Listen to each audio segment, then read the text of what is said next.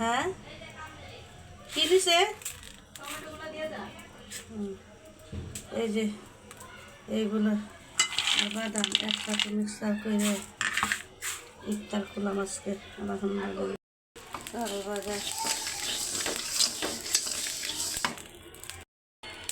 এই যে চাল ভাজা হয়ে গেছে মাশাআল্লাহ।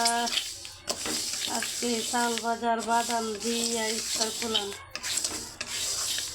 আমরা সহজ কাজ করতেছি, অত ঝামেলা দরকার হয় না। হালুয়া লুডি কালকে খাবো, আজকে দিলাম।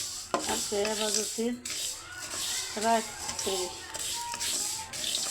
এই চাল ভাজার বাদাম একসাথে মিলাইয়া কামু আর নামাজ পড়ুন।